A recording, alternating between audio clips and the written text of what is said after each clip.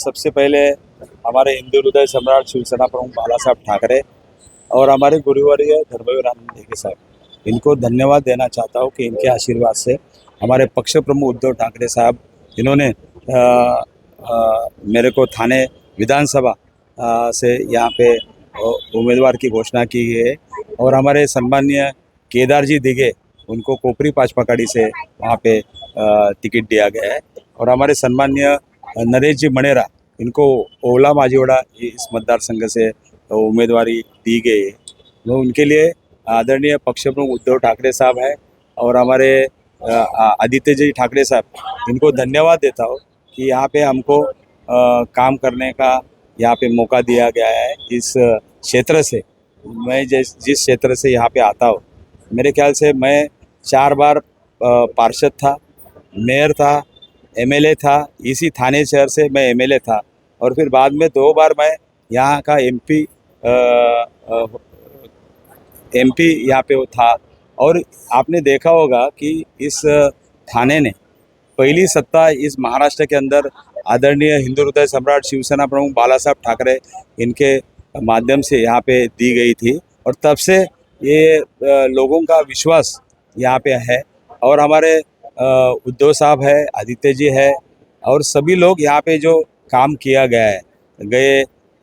30 साल के अंदर और जो जिस तरीके से इस थाने का नागरिकों ने हमको काम करने का मौका यहाँ पे दिया गया है, उसके लिए मैं हमको धन्यवाद देते हैं और हम चाहते हैं कि इस विधानसभा के अंदर जो थाने की जो समस्या है, यहाँ पे आपने देखा होगा कि यहाँ पे जो महाराष्ट्र के अंदर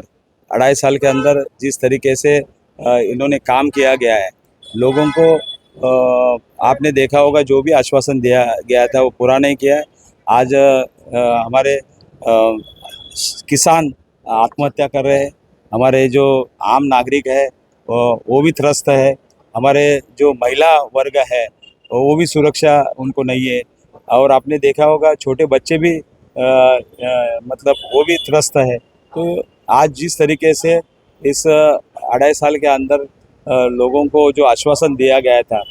मतलब सभी ये सरकार जो है यहाँ पे सभी काम उन्होंने नहीं करने का कारण लोगों के मन में बहुत उनके खिलाफ ऐसा ये है। तो मेरे ख्याल से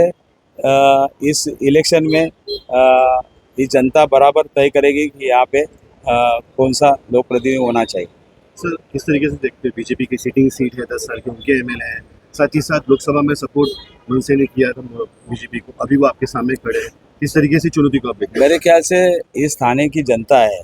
इस थाने की जनता ने अभी तक हिंदू हृदय सम्राट शिवसेना प्रमुख बाला साहब ठाकरे हो, हमारे गुरुवर्य धर्मवीर आनंद देगे साहब हो और हमारे पक्ष प्रमुख उद्धव ठाकरे साहब हो, इनके माध्यम से इस थाने शहर के अंदर बड़ी बड़ी योजना यहाँ पे लाई गई है। जैसे कि गडकरी रंगायतन है, यहाँ पे स्टेडियम है, यहाँ पे जो गावदेवी मैदान है, बड़े बड़े प्रोजेक्ट यहाँ पे किए गए और उसी वजह से लोगों को दिया हुआ वचन यहाँ पे पूरा करने का काम